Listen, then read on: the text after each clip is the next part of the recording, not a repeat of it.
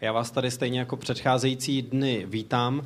Dneska máme tu milou povinnost shrnout letošní dění festivalu a teď z kraje především mluvit o filmu, který získá v soutěži Nová Evropa letošní Grand Prix. Proto tady kromě programového ředitele Štefana Uhríka vítám především Zajdu Bergerod, která je režisérkou filmu Hodný syn, Good Son, což je právě vítěz letošní Grand Prix, a spolu s ní taky Jan Forström, scenárista filmu, nebo spoluscenárista filmu, protože film napsali společně. Takže vás tady vítáme, welcome a congratulations. Gratulujeme.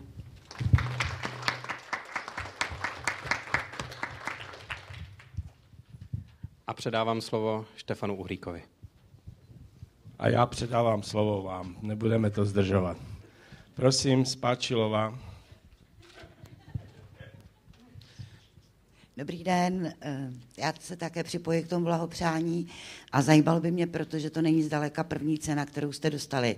Jestli už můžete říci, mají-li festivalové ceny nějaký skutečný faktický smysl pro distribuci toho filmu nebo případně pro vaše další plány, jestli ceny mohou opravdu pomoci, ceny z festivalu. Děkuji.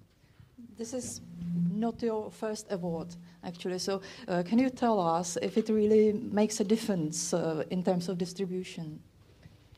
Well, yes, I think so. Should I use this? Okay. I hope it's really important for us, and I hope we'll get a chance to maybe get a distribution in Czech Republic. That would be great. So I think it definitely makes things at least possible for a Finnish film like ours. Myslím, že ano, doufám, že například tenhle film by se mohl dostat do české distribuce. Je to alespoň určitá možnost, která se takhle otevírá finskému filmu. And also it's especially great because I have this special relationship with Prague. I started my film studies here when I was 19. I made my first short film here. A také já mám k Praze velice osobní vztah, protože v 19 jsem tady začala studovat a natočila jsem tady svůj první krátký film. So this is definitely special for me. Je to pro mě velice osobní místo. Maybe you could say also something about the special relation to Czech Republic. Jo, studoval jsem česky na univerzitě v Helsinkách, ale za 15 lety tak skoro všechno jsem už zapomněl. Bohužel.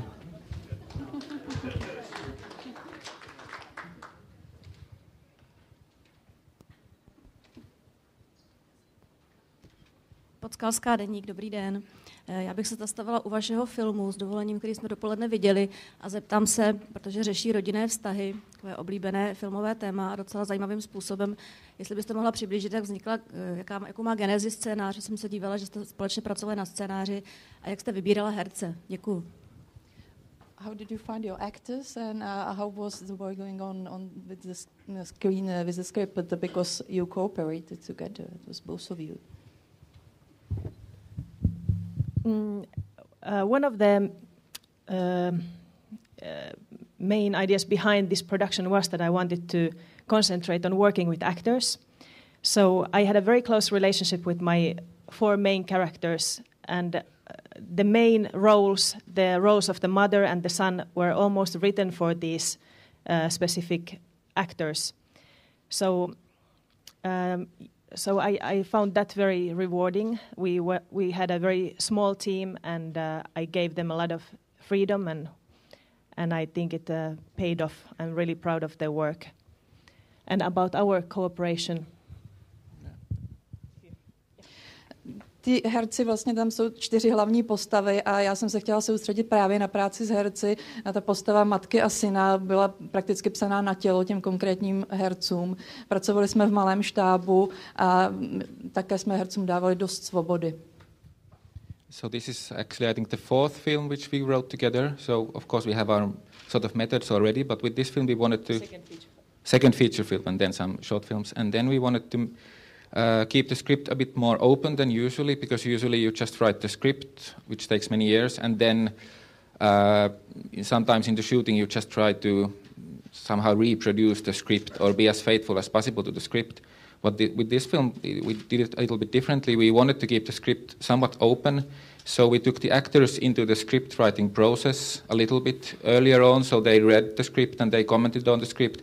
And during the writing already, we knew that we will have this actress playing the mother and this actor playing the son. They were already chosen.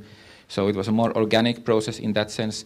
And also in the post-production of the film, because I also edited the film, and so we could, the screenwriting and the editing of the film was also somewhat organic. We rewrote some scenes during the shooting, and we sort of kept it a little bit more open and let the location and the actors influence the script maybe more than is normally done, at least in Finland. Tohle byl druhý celovečerní snímek, který jsme spolu natáčeli a celkově čtvrtý, dělali jsme totiž nějaké krátké filmy. Tentokrát byl ten scénář takový volnější a vlastně jsme umožnili i hercům, aby ho komentovali, jak zde již bylo řečeno, matka i syn, věděli jsme přesně, kdo je budou hrát, takže oni se zúčastnili toho procesu vlastně už během psaní scénáře, četli ho, měli k němu své poznámky. A stejně jsme postupovali vlastně i při tom natáčení, herci měli dost svobody, stejně tak v postprodukci, já jsem dělal i střih, byl to všechno tady takový plynulý proces, my jsme třeba přepisovali potom ještě některé scény. Myslím, že u většiny finských filmů alespoň to natáčení neprobíhá tak, že by ten scénář byl až tak volný a herci většinou do něj nejsou až tak zaangažovaní, jak jsme to dělali my. Já bych si dovolil ještě prozradit na Jana Forstroma, že byl také koscenáristou finského filmu Návštěvník, The Visitor, jež natočil Jukka-Pekka Valenpää. Valkeapää. Okay. A jenž byl asi před 4 lety v Benátkách a hlavní roli hrál v něm Pavel Liška. A možná bych se ho zeptal, protože je to dost nezvyklá poloha být stříhačem svých vlastních scénářů, do jaké míry trpí, když musí vystřihnout vlastní větu. How hard is it for you as an editor to cut out actually a sentence which you wrote yourself? Well, usually I found that it's always easier for me than for the director, because I'm already bored with the sentences and I feel like I should have done better or whatever. So usually I am more cruel in cutting than the director. And it's always, there is some time before the writing and the editing still, and the actors bring so much to it and they bring it to life, so I don't feel like it's my words really anymore. Or if I feel like it's my words, then I feel like that because it's probably bad and then I want to cut it away. Mně to až zas tak nevadí, je to pro mě asi jednodušší než pro režisérku, protože já už v té době ty repliky znám tak dobře, že mě občas nudí. A navíc přece jenom mezi tím, když píšu scénář a když potom ten film stříhám, uplyne určitý čas, mezi tím se do toho zapojí herci, také se toho procesu účastní, takže nemám problémy s tím něco vystřihnout, spíš mám pocit, že už ta slova ani nepatří mně a pokud ano a je třeba je vystřihnout, tak protože byla špatná.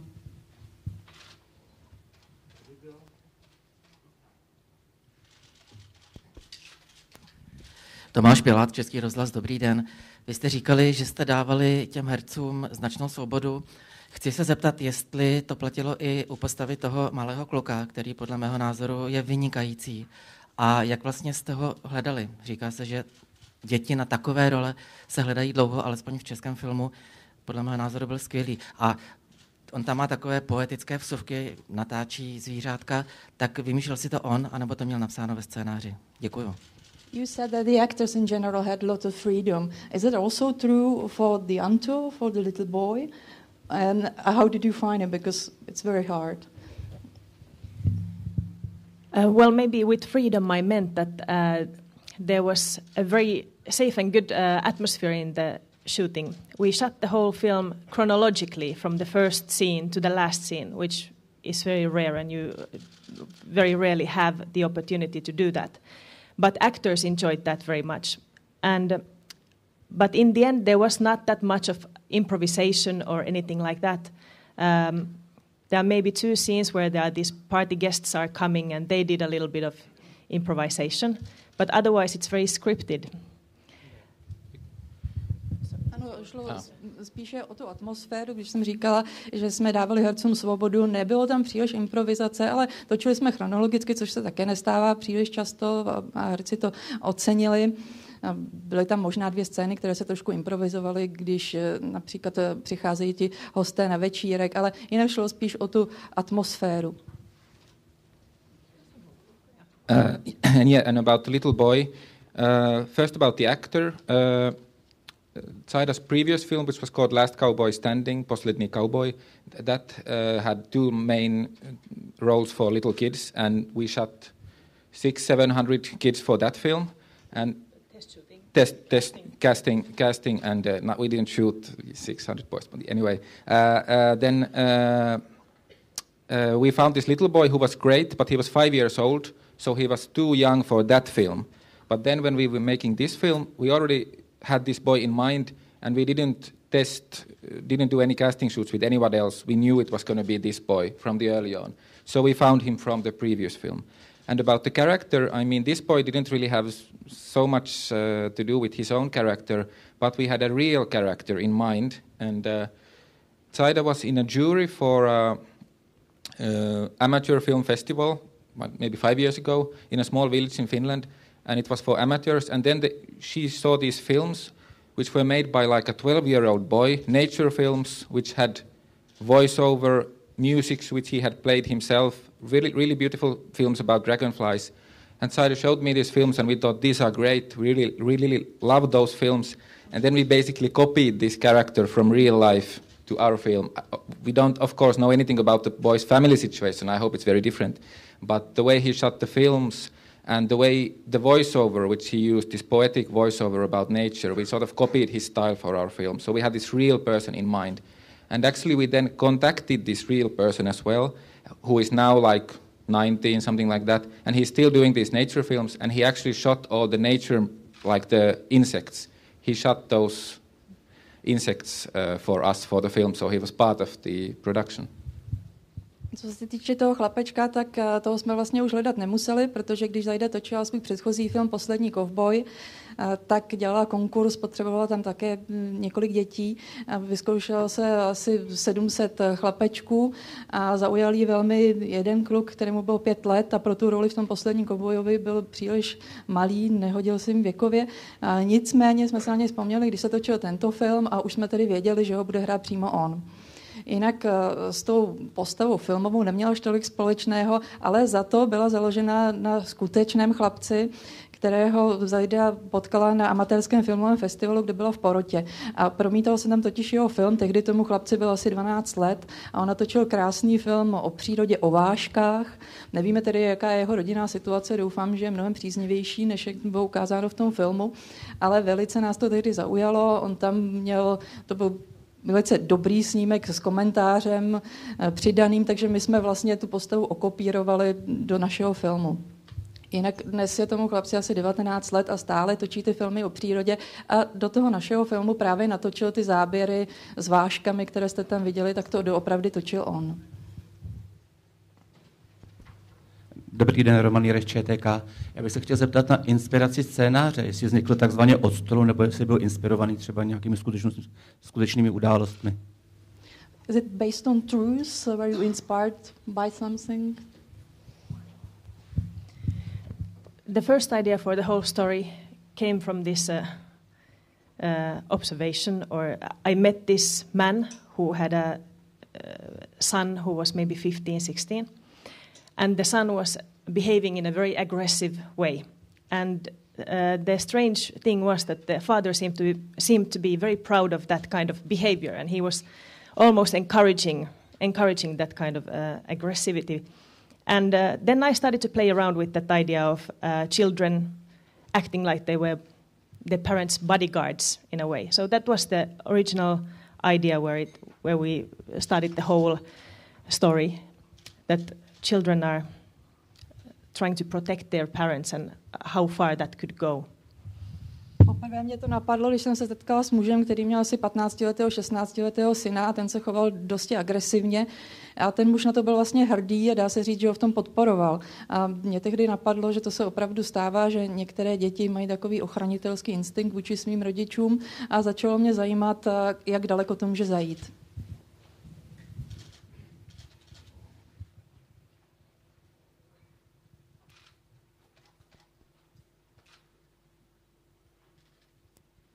Nikolová, já jsem se chtěla zeptat, jestli jste měli na mysli ten kontrast dobra a zla, který dříme v člověku právě na těch dvou klucích. Is there any contrast between good and bad, symbolized by those two children, those boys?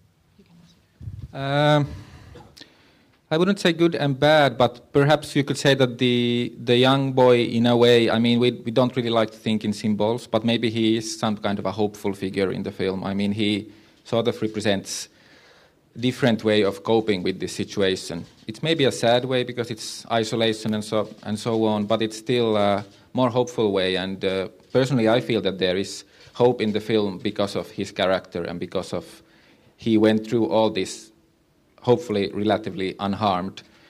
Apart from that, the good and bad, I wouldn't really say that because like in our films, I think we try to mix that very much so that it's very hard to say, I mean, who's the villain and who's the good person. And we at least actually like all our characters. So the mother is impossible, yes, but we really like her. The son is violent, yes, but we really like him as well. So we don't think of them as good or bad, but yeah. Já bych to neviděla jako kontrast mezi dobrem a zlem. My se vždycky snažíme, aby to nebylo tak černobílé, aby nebylo tak úplně jasné, kdo je špatný, kdo je hodný. Ale určitě ten menší chlapec nabízí určitou naději, dokázal se vyrovnat s tou situací nějak jinak, byť třeba trošku smutně, trošku osamělý, ale pro mě v tom filmu přináší jistou naději, že lze i z takové situace vyjít relativně nepostižen, nepoškozen. A my máme jinak rádi všechny ty hlavní postavy, byť ta matka je nemožná a ten syn se projevuje agresivně, tak přesto je máme všechny rádi. And yes, our main character, the 19-year-old boy, is really trying to be as good as possible, and that's what I find interesting and tragic. A vlastně i ten starší chlapec, ta hlavní postava Ilmary, tak se opravdu snaží, on dělá, co může, aby byl tím hodným synem. A to je vlastně svým způsobem tragické, ale na druhou stranu i nadějné.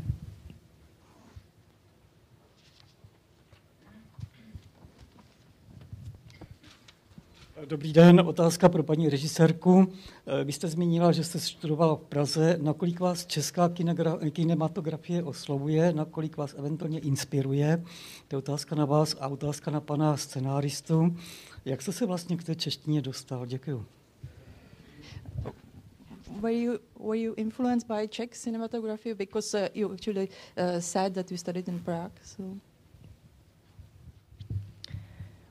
Well, when I first came here, I wanted to be a cinematographer when I started studying, and then here, while studying, I got interested in working with actors and all that. So yes, of course, I'm a big fan of Milos Forman, for example, and I think it's a great honor today to meet with his cinematographer. And yes, maybe in some ways it's very hard for me to say what would come from there, but well, yeah. Je pravda, že jsem tady studovala, že samozřejmě jsem ty filmy znala, vlastně z kraje jsem i chtěla studovat kameru a určitě tady obdivuju Miloše Formana a jeho kameramana, to je určitě skvělé. Těžko říct, do jaké míry mě to ovlivnilo. Takže bude úžasné, že se s ním dneska sejde s panem Ondříčkem dneska večer. And one of the highlights when I was studying here was also meeting with Jiří Menzel, whom I adore also. Na studii jsem se potkala také s Jiřím Menzelem, což bylo skvělé. I just, as a young man, was really inspired by Czech literature. I studied literature, and I loved like Kundera and Skvorecky and all that stuff. So that's actually what started me studying Czech language, and then I discovered the all of Czech cinema and well, not all of it, but many. And really, when I'm here, I'm trying to find all the old DVDs, and my favorite films ever, like one of them is definitely Markéta Lazarova, which I absolutely adore, and Ucho I really like as well, and there are many. So yeah, for me, that part of Czech culture is definitely a big inspiration. Za mladá jsem byl hodně inspirovan českou literaturou, Kunderům, Škvoreckým a samozřejmě i všechny ty filmy znám, především Markéta Lazarová, skvělý film Ucho, všechny tyhle filmy určitě byly pro mě velkou inspirací. Prosím. Možná, že mě by zajímalo, v jakých souvislostech je ten váš film v rámci finské kinematografie. Já vím, že mnozí filmaři z Finska říkají, že finská kinematografie to jsou bratři Kaurismäkiové a pak ještě ti ostatní a bratři Kaurismäkiové vždycky vemou asi 9/10 rozpočtu, který má finský fond a pak zůstane ještě trošku pro ty další. So I would like to know what is your position in the whole Finnish cinematography? What is the situation now? Sometimes Finnish filmmakers say that the brother Kaurismäki take all the money who are in the fundings and there is only little left for the others. And I also have to say that when I Googled your name, for example, on the first pages it was always articles where there was you and also Aki Kaurismäki. Takže když jsem se koukal na Google na nějaké informace, tak mi vyskakovaly samé články, kde byla vzpomínána Zaida Bergerod a Aki Kaurismäki ve stejném článku, takže si něco na tom je. I like the sound of that very much. But yes, Aki Kaurismäki is of course our, master. He's a wonderful filmmaker, and so of course he has this special position in Finnish cinema, and that's good. And he definitely deserves all the funding for all his films. And I think we've been lucky enough that we got the leftovers, so we've been able to make the films we have wanted to make. And so I think we can't complain about the situation. We need the Kaurismäki brothers very much. Já si myslím, že Aki Kaurismäki si to místo zvláštní, které má v rámci finské kinematografie, rozhodně zaslouží. A zaslouží si veškeré peníze, které na ty své filmy dostává. Ale na nás taky něco zbylo, měli jsme štěstí a ten film jsme mohli natočit. Yeah, and we really, we rented our lights from his company, and he's been saying nice things about the film in TV and so on. So we're really grateful to him. Other than that, of course, he is a very specific character. So I wouldn't say he influences or he's not something you would want to emulate because he's so unique.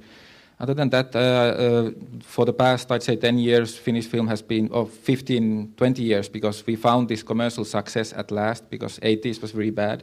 And then in the 90s, Finnish film found commercial success, which was great, and now we have a quite a good audience there, but it went very much commercial way. But now for the last 5 years, we have some, I think, very interesting young new directors who are also making films in their own ways and specific ways. And I wouldn't say there is a wave of new Finnish cinema, but I hope that some journalists will catch up on this, and we would like to be part of that, because yes, there are some very interesting filmmakers coming up, and yeah. My jsme se dokonce z jeho společnosti půjčili osvětlení a on se velice hezky vyjádřil o našem filmu, takže jsme byli vděční. Je to samozřejmě výjimečná postava a nelze ho napodobovat, protože je natolik originální, že byste ho ani napodobovat nechtěli.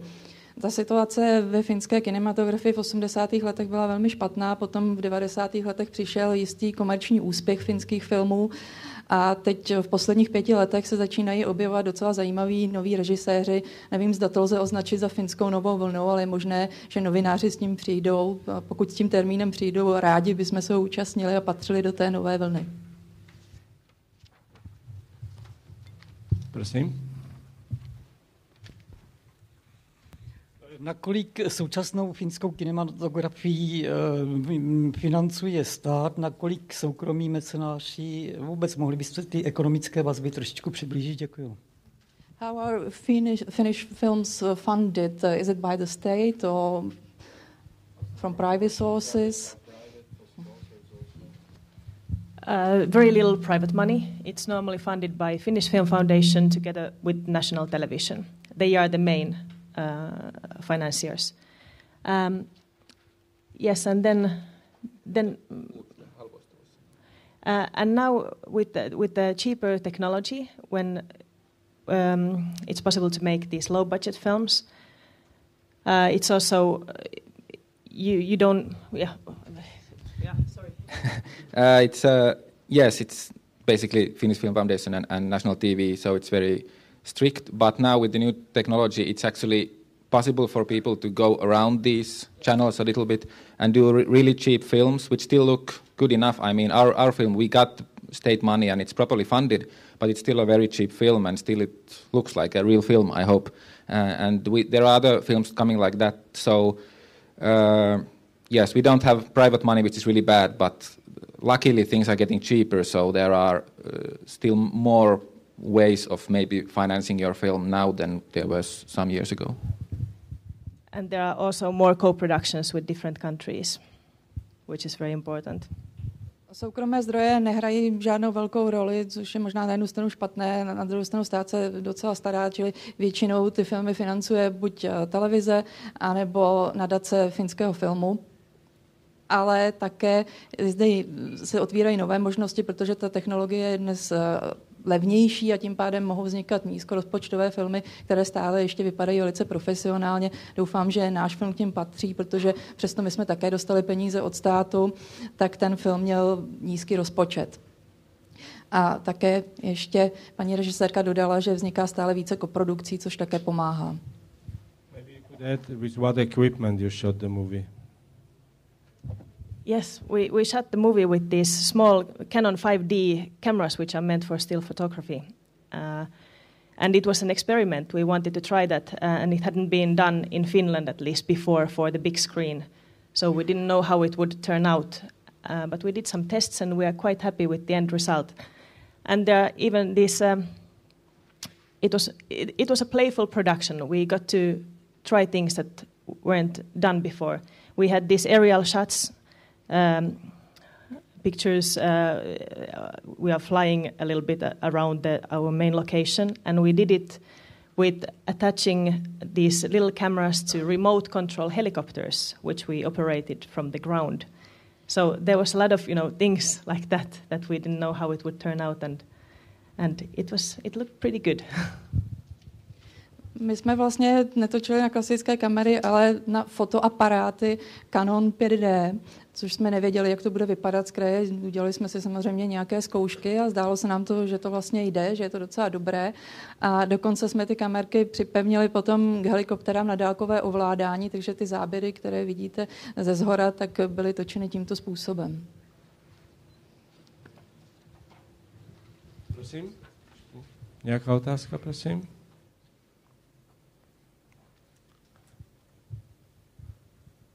Pokud nejsou další otázky, then if there are no more questions, thank you very much and good luck. Oh, maybe the last one. What films we will welcome you next time? We are preparing a production together again. It's called Angela, and it's about the sisters who work as striptease dancers, and we are now trying to get the financing, and we'll hopefully be shooting the film in the beginning of next year. Připravujeme opět společně nový film Angela. Je to o sestrách, které pracují jako striptérky v tanečním klubu a scháníme teď finance, snad se začne točit příští rok.